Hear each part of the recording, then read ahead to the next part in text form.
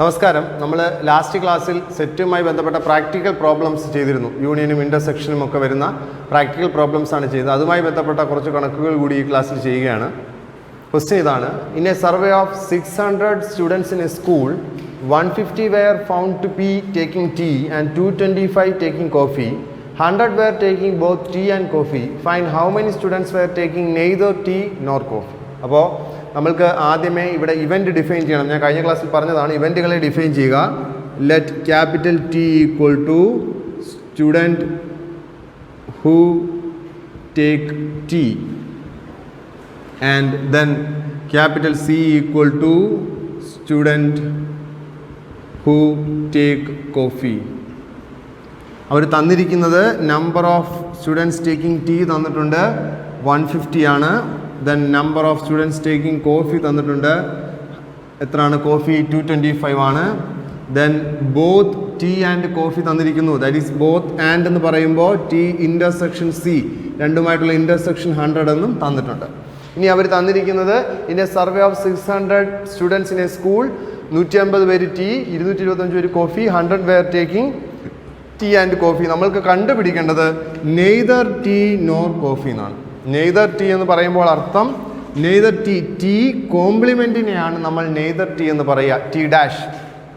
അപ്പോൾ T dash, neither tea nor intersection C dash. അപ്പോൾ neither tea nor coffee എന്ന് പറയുമ്പോൾ ടീയും ഇല്ല കോഫിയും ഇല്ല എന്നർത്ഥം. മനസ്സിലാവുന്നുണ്ടല്ലോ?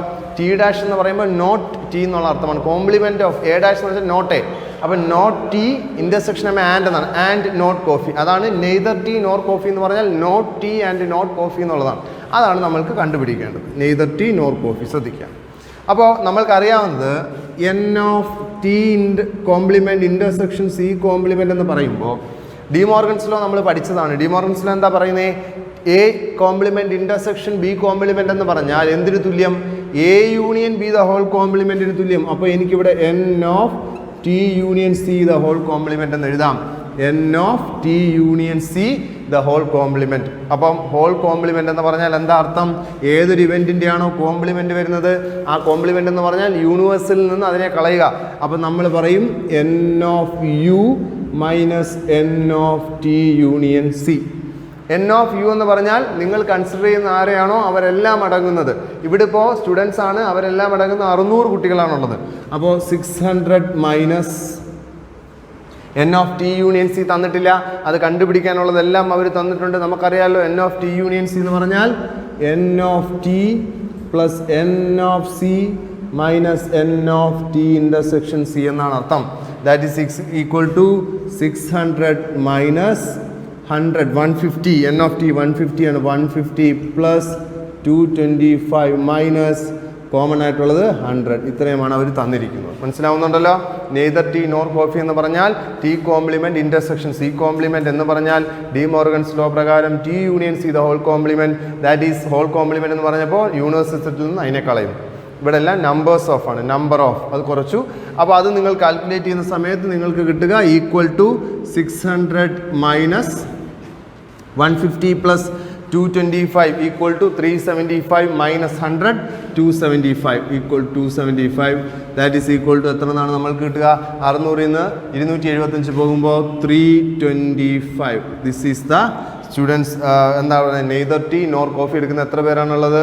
അപ്പോൾ ഇവിടെ 375 മൈനസ് 275, 600 275, 325 പേരാണ് നെയ്തർ ടീ നോർ കോഫി അല്ലെങ്കിൽ ടീയോ കോഫിയോ ഇഷ്ടപ്പെടാത്തവരായി അല്ലെങ്കിൽ കുടിക്കാത്തവരായി 325 ആളുകളാണ്, സ്റ്റുഡൻസ് ആണുള്ളത്. ശ്രദ്ധിക്കുക. അപ്പം സെറ്റ്സ് എന്ന് പറയുന്ന പാഠത്തിലെ ഇമ്പോർട്ടൻ്റ് ആയിട്ടുള്ളതും പരീക്ഷയ്ക്ക് വരാൻ സാധ്യതയുള്ള എല്ലാ ചോദ്യങ്ങളും നമ്മൾ ചെയ്തു കഴിഞ്ഞു. അതിലെ എല്ലാ കാര്യങ്ങളും നമ്മൾ പറഞ്ഞിട്ടുണ്ട്. അടുത്തത് വളരെ ചെറിയൊരു പാഠമായിരുന്നു സെറ്റ്. ഒരു 3-4 മാർക്കിന് ചോദിക്കാവുന്ന ഒരു പാഠമാണ് സെറ്റ്. അടുത്തതായി നമ്മുടെ രണ്ടാമത്തെ ചാപ്റ്ററാണുള്ളത് relation and function. Second chapter is relation and function. അപ്പം സെറ്റുമായി കണക്ട് ചെയ്ത് വരുന്ന ചാപ്റ്റർ തന്നെയാണ്, രണ്ടാമത്തെ ചാപ്റ്റർ തന്നെയാണ് റിലേഷൻ ആൻഡ് ഫംഗ്ഷൻ. അപ്പോൾ നമുക്ക് നോക്കാം എങ്ങനെയാണ് റിലേഷനും ഫംഗ്ഷനും വരുന്നതെന്ന്. ഇപ്പം ഞാൻ പറയുന്നു, ആദ്യം ഞാൻ പറയാൻ പോകുന്നത് റിലേഷനെ കുറിച്ചാണ് പറയാൻ പോകുന്നത്. അതിന് ശേഷമാണ് നമ്മൾ ഫംഗ്ഷനിലേക്ക് പോകുന്നത്. റിലേഷൻ പറയുന്നതിന് മുമ്പ് ഞാൻ പറയാൻ പോകുന്നൊരു കാര്യം ശ്രദ്ധിക്കുക. ഇതാ നോക്കൂ, ഇതിപ്പോൾ ഒരു റെഡ് ബ്ലൂ. ഇവിടെ ഞാൻ എഴുതുന്നു shirt and it's something flower. അപ്പോൾ ഇവിടെ എ എന്ന് പറയുന്ന ഒരു സെറ്റാണിത്. ആ സെറ്റിലെ ആളുകളാണ് set red comma blue. B എന്ന് പറയുന്ന അടുത്ത ഒരു സെറ്റാണ്, അതിലെ ആളുകളാണ് ഷർട്ട് കോമ ഫ്ലവർ. അപ്പം എയും ബിയും, സെറ്റ് എയിനെയും സെറ്റ് ബിയിനെയും ഞാൻ പരസ്പരം കണക്ട് ചെയ്യാൻ പോവുകയാണ്, കണക്ഷൻ ചെയ്യാൻ പോവുകയാണ്. എങ്ങനെയാണ് കണക്ഷൻ നടത്തുക? എനിക്ക് പോസിബിൾ ആയിട്ടുള്ള എല്ലാ കണക്ഷനും പറയണം. എങ്ങനെയാണ് എയും ബിയും തമ്മിൽ കണക്ട് ചെയ്യാൻ പറ്റുക? റെഡ് ഷർട്ട് കണക്ട് ചെയ്യാം അല്ലേ, റെഡ് ഫ്ലവർ കണക്ട് ചെയ്യാം, blue shirt and blue flower, ഇത്രയും സാധനം. അപ്പോൾ ഇത്രയും കണക്ഷൻ അല്ലാതെ വേറെ ഇവരെ തമ്മിൽ കണക്ട് ചെയ്യുന്ന ഒരു റിലേഷൻ നിങ്ങൾക്ക് എയും ബിയുമായി കണക്ട് ചെയ്യുന്ന ഒരു റിലേഷൻ നിങ്ങൾക്ക് പറയാൻ കഴിയുകയില്ല. ഈ 4 red shirt red flower, blue shirt blue flower എന്ന് പറയുന്ന 4 കണക്ഷൻസ് അല്ലാതെ വേറെ ഒരു കണക്ഷൻസും നിങ്ങൾക്ക് പറയാൻ ഇതിനകത്ത് കഴിയുകയില്ല. കാരണം ഇവിടെ 2 പേര്, ഇവിടെ 2 പേര്, 2 പേരും തമ്മിൽ 4 കണക്ഷൻസ് ആണ് നമ്മൾ പറഞ്ഞത്. അപ്പോൾ ആ കണക്ഷൻസിനെ നമ്മൾ എങ്ങനെ എഴുതും? ആ കണക്ഷൻസ് നമ്മൾ ഇങ്ങനെയാണ് എഴുതാൻ പോവുക. Red comma shirt. ആദ്യം ഞാൻ കണക്ട് ചെയ്തത് റെഡും ഷർട്ടും തമ്മിലാണ്. രണ്ടാമത് കണക്ട് ചെയ്തത് റെഡും ഫ്ലവറും തമ്മിലാണ്. മൂന്നാമത് കണക്ട് ചെയ്തത് ബ്ലൂ ഷർട്ട് തമ്മിലാണ്. നാലാമത് കണക്ട് ചെയ്തത് ബ്ലൂ ഫ്ലവറും തമ്മിലാണ്. അപ്പം ഇവിടെ എയും ബിയും തമ്മിൽ കണക്ഷൻ നിങ്ങൾ എടുക്കുന്നുവെങ്കിൽ ആ ഏത് കണക്ഷൻ എടുത്താലും ആ കണക്ഷൻ ഈ 4 പേരിൽ ഒരാളായിരിക്കും. അല്ലാതൊരു കണക്ഷൻ നിങ്ങൾക്ക് എടുക്കാൻ കഴിയില്ല. എയിൽ നിന്നും ബിയിലേക്ക് ഒരു കണക്ഷൻ നിങ്ങൾക്ക് അല്ലാതെ എടുക്കാൻ കഴിയില്ല. അപ്പം ഈ എഴുതിയിരിക്കുന്നത് എയും ബിയും തമ്മിലുള്ള കണക്ഷൻസിനെയാണ് ഞാൻ എഴുതിയിരിക്കുന്നത്. ഇങ്ങനെ കണക്ഷൻസ് എഴുതിയിട്ട് അത് ഞാനൊരു സെറ്റിലേക്ക് റെപ്രസെൻറ്റ് ചെയ്യുമ്പോൾ, ഒരു സെറ്റിൻ്റെ സിമ്പലിലേക്ക് റെപ്രസെൻറ്റ് ചെയ്യുമ്പോൾ അതിനെ വിളിക്കുന്ന പേരാണ് ക്രോസ് പ്രോഡക്റ്റ്. എന്താണ്? Cross product. ക്രോസ് പ്രോഡക്റ്റ് അഥവാ Cartesian product. Cartesian product, cross product അഥവാ കാർട്ടീഷ്യൻ പ്രോഡക്റ്റ്. അതിനെ റെപ്രസെൻറ്റ് ചെയ്യുന്നത് എങ്ങനെയാണ്? എയും ബിയും തമ്മിലുള്ള കാർട്ടീഷ്യൻ പ്രോഡക്റ്റിനെ റെപ്രസെൻറ്റ് ചെയ്യുക എ ക്രോസ് ബി എന്നാണ്. A cross B, that is cross product അഥവാ കാർട്ടീഷ്യൻ പ്രോഡക്റ്റ്. അപ്പോൾ 2 സെറ്റുകൾ തമ്മിലുള്ള ക്രോസ് പ്രോഡക്റ്റ് അഥവാ കാർട്ടീഷ്യൻ പ്രോഡക്റ്റ് എന്ന് പറയുമ്പോൾ അർത്ഥം അതിലുള്ള സെറ്റുകളെ തമ്മിൽ കണക്ട് ചെയ്യുക, അതിലുള്ള എലമെൻറ്റുകളെ തമ്മിൽ കണക്ട് ചെയ്യുക എന്നാണ്. സപ്പോസ് താ നോക്കൂ, അടുത്ത് വരണം. സെറ്റ് എ എന്ന് പറഞ്ഞാൽ 1 2 3 ആയിരുന്നു എന്ന് വെക്കുക. സെറ്റ് ബി എന്ന് പറഞ്ഞാൽ 5 6 7 ആയിരുന്നു എന്ന് വെക്കുക.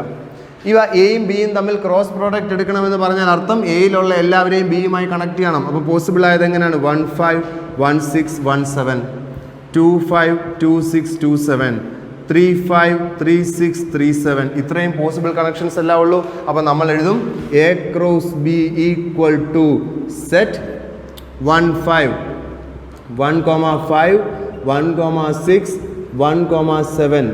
Now 2 5 2 6 2 7, then 3 5 3 6 3 7. ഈ 2 സെറ്റുകൾ തമ്മിൽ ഇത്രയും കണക്ഷൻസേ നിങ്ങൾക്ക് പറ്റുള്ളൂ.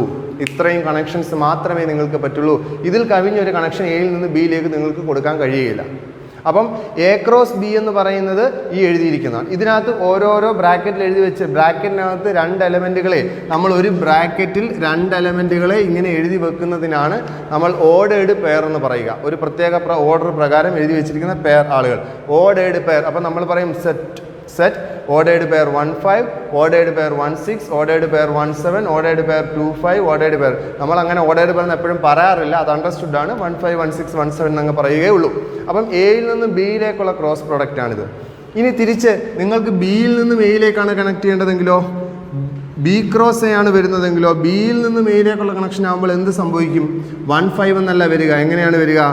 5 1 5 2 5 3.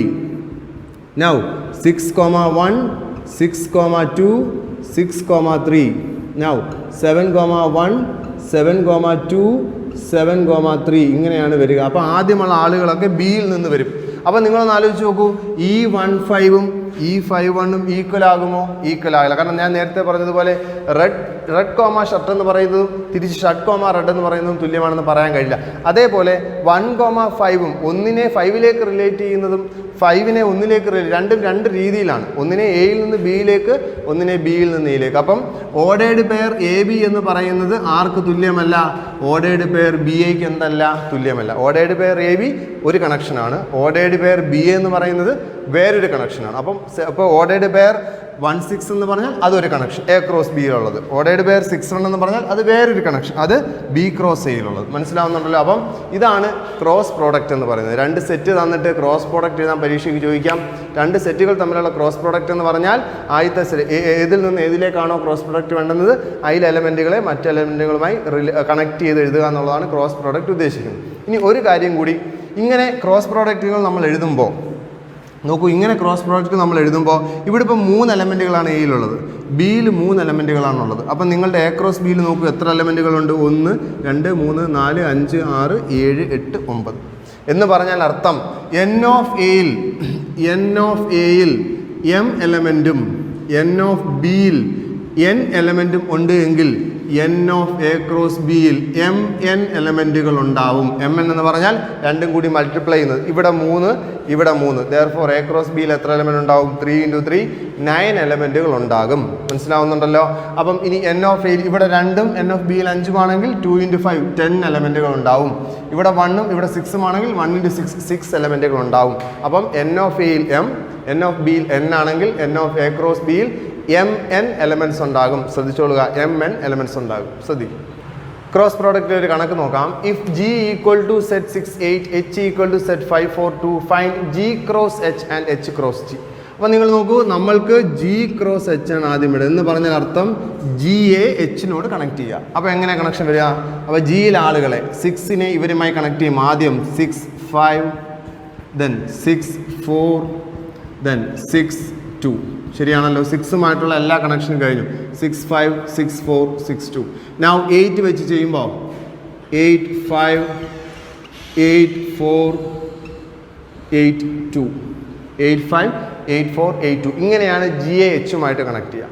ഇനി ചോദിച്ചിരിക്കുന്ന അടുത്തത് എച്ച് ക്രോസ് ജി. തിരിച്ച് എച്ചിനെ ജിയുമായി കണക്ട് ചെയ്യുക. അപ്പോൾ എങ്ങനെ വരിക? എച്ചിനെ ജിയിലോട്ട്. അപ്പോൾ എങ്ങനെ വരും? 5 ആദ്യം 5 8 5 6. അപ്പോൾ 5 6 5 8. 5 കൊണ്ട് കണക്ഷൻ കഴിഞ്ഞു. നൗ 4 കൊണ്ട് 4 6 4 8. ശരിയാണല്ലോ? അടുത്തത് 2 കൊണ്ട് 2 6 2 8. അപ്പോൾ എച്ചിനെ ജിയുമായും കണക്ട്. ഇതാണ് ജി ക്രോസ് എച്ചും cross product of G and എച്ചും cross product of H and ജിയും. നിങ്ങൾ നോക്കൂ, 6 5 ഇവിടെ 5. ഇത് രണ്ടും ഒരിക്കലും എന്തല്ല? സെയിം അല്ല. ഇനി ഒരു കാര്യം നിങ്ങൾക്ക് അറിയേണ്ടത്, ഇവിടെ 2 എലമെൻറ്റ്, ഇവിടെ 3 എലമെൻറ്റ്. അപ്പം ഇവിടെ ടോട്ടലി 2 എണ്ണം, ഇവിടെ 3 എലമെൻറ്റുകൾ. 2 × 3 6 എലമെൻറ്റുകൾ ഇതിലുണ്ടാവണം. നോക്കൂ, 1 2 3 4 5 6 ഓർഡേഡ് പെയറുകളുണ്ട്, 6 എലമെൻറ്റുകളുണ്ട്. തിരിച്ചും 3 2 ഇതിലും 6 ഉണ്ടാവും. മനസ്സിലാവുന്നുണ്ടല്ലോ? ഇങ്ങനെയാണ് ക്രോസ് പ്രോഡക്റ്റ് എഴുതുന്നത്. വളരെ എളുപ്പമാണ് ക്രോസ് പ്രോഡക്റ്റ് എഴുതാൻ. ശ്രദ്ധിച്ചോളുക. ക്രോസ് പ്രോഡക്റ്റുമായി ബന്ധപ്പെട്ട അടുത്തൊരു ക്വസ്റ്റ്യൻ നോക്കാം. Let A equal to set 1 2, B equal to set 1 2 3 4, C equal to set 5 6, D equal to set 5 6 7 8. Find first A cross B intersection C, second one A cross B intersection A cross C, last one check A cross C is A subset of B cross T.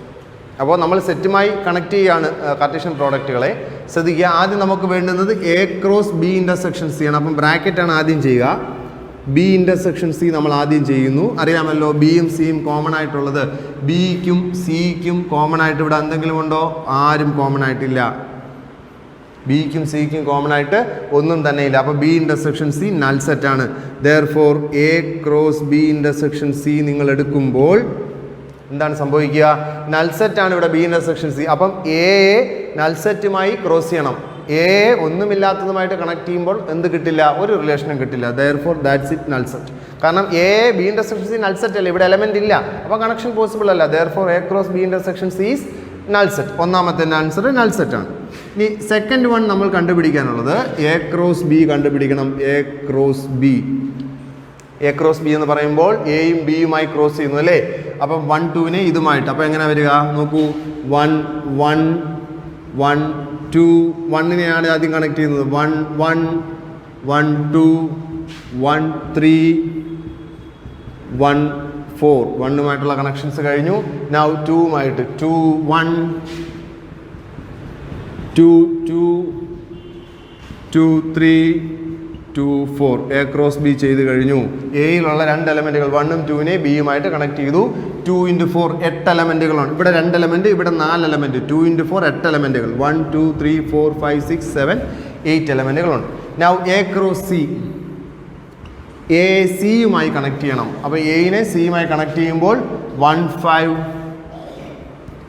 1 6 2 5 2 6 2 എലമെൻറ്റുകൾ വീതമാണ് എയിലും സിയിലും ഉള്ളത്. Therefore A cross സിയിൽ 4 എലമെൻറ്റുകൾ ഉണ്ട്. അടുത്തത് നമുക്ക് നോക്കേണ്ടത് A cross B intersection A cross C equal to A cross ബിക്കും A cross സിക്കും common ആയിട്ട് എലമെൻറ്റുകൾ ഓർഡേഡ് പെയറുകൾ ഉണ്ടോ നോക്കൂ. ഏതെങ്കിലും ഓർഡേഡ് പെയറുകൾ ഇവിടെ കോമൺ ആയിട്ട് വരുമോ? കോമൺ ആയിട്ട് ഒന്നും തന്നെ വരില്ല. കാരണം ഇവിടെ 5 6 ആണ്, ഇവിടെ 5 6 ഇല്ല. That is equal to null set. അപ്പോൾ നിങ്ങൾ നോക്കൂ, A cross B intersection C എന്ന് പറയുന്നത് നമ്മൾ ഡിസ്ട്രിബ്യൂട്ടീവ് ലോ പഠിച്ചായിരുന്നു. ഡിസ്ട്രിബ്യൂട്ടീവ് എന്ന് പറഞ്ഞാൽ ഇവിടെ കിടക്കുന്ന ഓപ്പറേഷൻ അകത്തേക്ക് ഡിസ്ട്രിബ്യൂട്ട് ചെയ്യും. അപ്പോൾ അകത്തേക്ക് കൊടുക്കുമ്പോൾ A cross B intersection A cross C എന്നാണ് വരിക. ഇത് രണ്ടും ഈക്വൽ ആണ്. അത് തന്നെയാണ് നമുക്ക് ഇവിടെ കിട്ടിയത്. ഇതും നൾ സെറ്റാണ്, ഇതും നൾ സെറ്റാണ്. അപ്പം A cross B intersection C എന്ന് പറഞ്ഞാൽ A cross B intersection A cross C ആണ്. ഇപ്പം ഇങ്ങനെയാണ് എ ക്രോസ് ബിയും ഇത് ആദ്യത്തെ രണ്ടെണ്ണവും ഇങ്ങനെയാണ് നമ്മൾ ചെയ്യുന്നത്. ഇനി നമുക്ക് മൂന്നാമത്തത് നോക്കാം. എ ക്രോസ് സി നോക്കാം. A cross C, A cross C നമ്മൾ ഓൾറെഡി ചെയ്തതാണ്. എയും സിയുമായി ക്രോസ് ചെയ്യുമ്പോൾ 1 5 1 6 2 5 2 6. അത് കഴിഞ്ഞ് അടുത്തത് B cross D, B cross D equal to B A ഡിയുമായിട്ട്. അപ്പോൾ അത് വളരെ ലെങ്ത് ആണ്. കാരണം ഇവിടെ 4 എലമെൻറ്റ്, 4 × 4 16 എലമെൻറ്റുകൾ വരും. അപ്പോൾ 1 5 1 6 1 7 1 8. അത് കഴിഞ്ഞ ശേഷം 2 5 2 6 2 7 2 8. അത് കഴിഞ്ഞ് 3 5 3 6 3 7 3 8. ഇനിയും ഉണ്ടല്ലോ, 4ഉം കൂടിയുണ്ട്. 4 5 4 6 4 7 4 8. അപ്പോൾ ഇത്രയും എലമെൻറ്റുകൾ 1 2 3 4 5 6 7 8 9 10 11 12 13 14 15 16 16 എലമെൻറ്റുകളെ നമ്മൾ ലിസ്റ്റ് ചെയ്തു. ഇനി നമുക്ക് നോക്കേണ്ടത് A cross C B cross ഡിയുടെ സബ്സെറ്റ് ആണോ എന്ന് ചോദിച്ചാൽ എ ക്രോസ് ബിയിലെ എല്ലാവരും ബി ക്രോസ് ഡിയിൽ ഉണ്ടോ എന്ന് നോക്കിയാൽ മതി. 1 5 ഇവിടെ ഉണ്ട്, 1 6 ഉണ്ട്, 2 5 ഉണ്ട്, 2 6 ഉണ്ട്. എ ക്രോസ് സിയിലുള്ള എല്ലാവരും എവിടെ ഉണ്ട്? ബി ക്രോസ് ഡിയിലുണ്ട്. അതുകൊണ്ട് നമുക്ക് എഴുതാം A cross C is A subset of B cross D. A cross C ആരുടെ സബ്സെറ്റാണ്? ബി ക്രോസ് ഡിയുടെ സബ്സെറ്റാണ്. ശ്രദ്ധിക്കുക. അടുത്തൊരു ക്വസ്റ്റ്യൻ നോക്കാം. If A equal to -1, 1 find A cross A cross A. അപ്പോൾ ഇവിടെ നോക്കൂ, ക്രോസ് പ്രോഡക്റ്റ് 3 പ്രാവശ്യം ചെയ്യണം. അപ്പോൾ നോക്കൂ, ആദ്യം നമ്മൾക്ക് എ ക്രോസ് എ എടുക്കാം.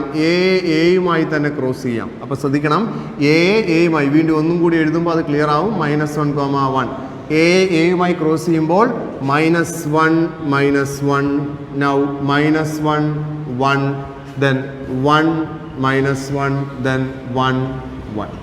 ഇതാണ് എ ക്രോസ് എയുമായി ക്രോസ് ചെയ്യും. ഇനി നമ്മൾക്ക് എ ക്രോസ് എ വീണ്ടും എയുമായി ക്രോസ് ചെയ്യണം. അപ്പോൾ എങ്ങനെ വരിക?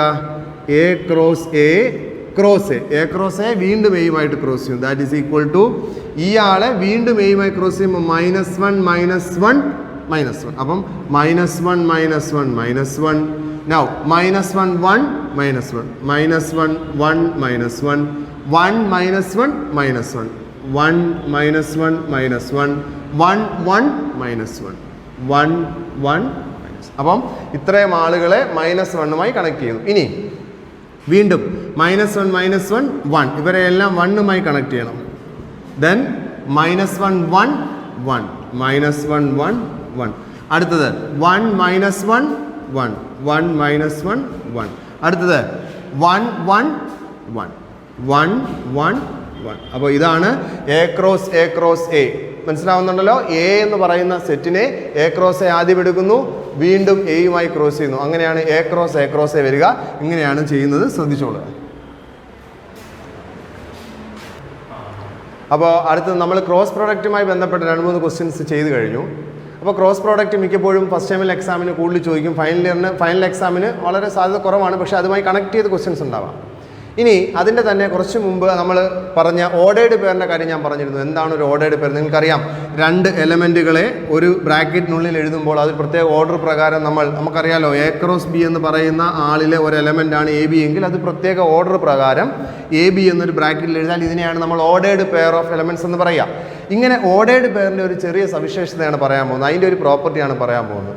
സപ്പോസ് നോക്കൂ, ഇത് ഓർഡേർഡ് പെയർ എ ബി ആണ്. ഞാൻ നിങ്ങളോട് പറഞ്ഞതാണ് ordered pair B A B തിരിച്ചെഴുതി കഴിഞ്ഞാൽ അവ ഒരിക്കലും എന്തല്ല, തുല്യമല്ല. ഓർഡേർഡ് പെയർ 1 3യും ഓർഡേർഡ് പെയർ 3 1ഉം എന്തല്ല, ഈക്വൽ അല്ല. അതേസമയം നമ്മൾ സെറ്റ് പറഞ്ഞപ്പോൾ സെറ്റ് 1 2ഉം സെറ്റ് 2 1ഉം എന്താണ്, ഈക്വൽ ആണ്. കാരണം സെറ്റിനകത്ത് എലമെൻറ്റുകളെ നമ്മൾക്ക് ഏത് രീതിയിലും മാറ്റിയും തിരിച്ചും എഴുതാം, സെയിം എലമെൻറ്റുകൾ വരണമെന്നേ ഉള്ളൂ. പക്ഷേ ഓർഡേർഡ് പെയറിൽ ആ ഒരു ഓർഡർ മാറിപ്പോയാൽ 1 3 എന്നുള്ള ഓർഡർ തിരിഞ്ഞു വന്നാൽ അത് വേറൊരു ഓർഡറായി മാറും, അല്ലെങ്കിൽ വേറൊരു കണക്ഷനായി മാറും. അപ്പോൾ 1 3യും 3 1ഉം തുല്യമല്ല.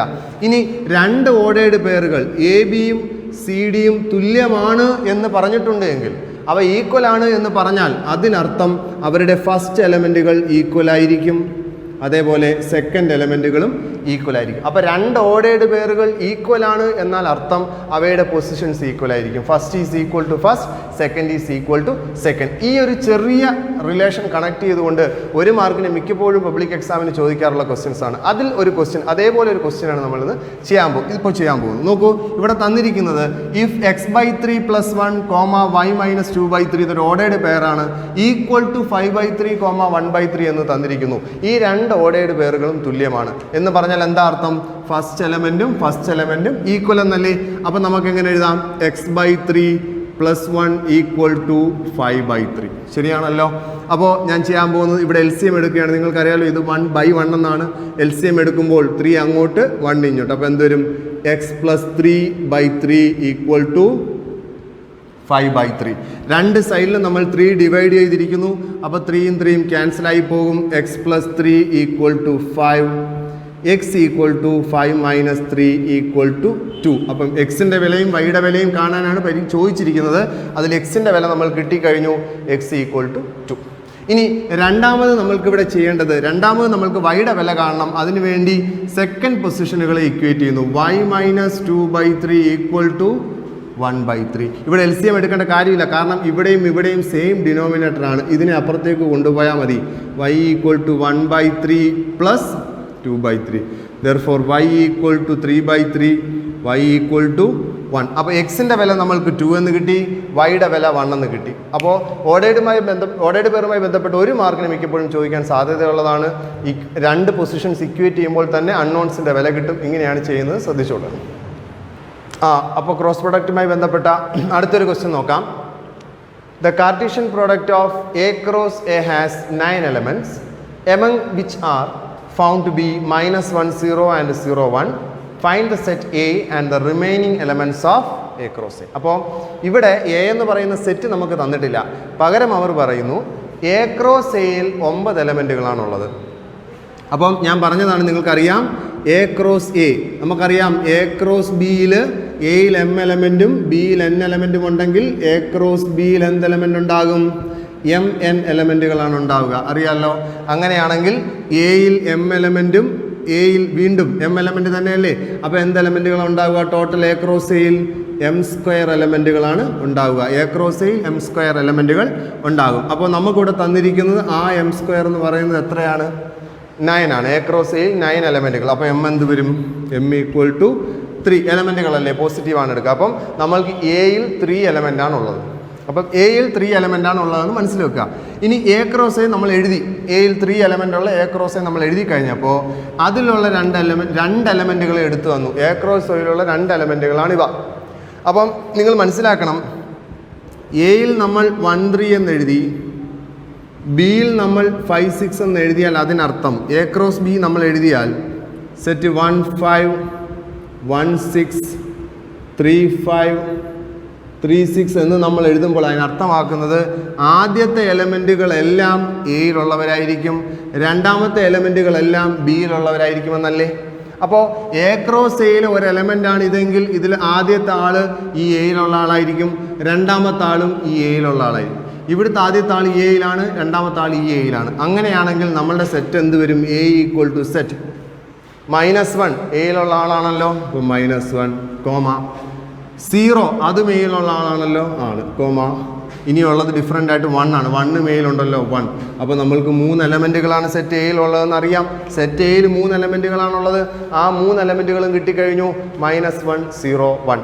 ഇനി പറഞ്ഞിരിക്കുന്നത് റിമൈനിങ് കണ്ടുപിടിക്കണം. റിമൈനിങ് എന്ന് പറയുമ്പോൾ നിങ്ങൾ ഇതിൻ്റെ ഏക്രോസേയം കണ്ടാൽ മതി. അതിനകത്ത് എല്ലാം വന്നുകൊള്ളും. ഈ 2 ഉൾപ്പെടെ എല്ലാവരും വരും. അപ്പോൾ എങ്ങനെ വരിക ഏക്രോസേ? വീണ്ടും ഒന്നുകൂടി എഴുതുമ്പം ചെയ്യാൻ എളുപ്പമുണ്ട്. -1 0 1. അപ്പോൾ എങ്ങനെ വരിക? -1 -1 -1 0 -1 1. Then 0 -1 0 0 and 0 1. Now 1 -1 1 0 and 1 1. ഇങ്ങനെയുള്ള 9 എലമെൻറ്റുകളാണ് ഇതിൽ വരിക, എ ക്രോസയിൽ വരിക.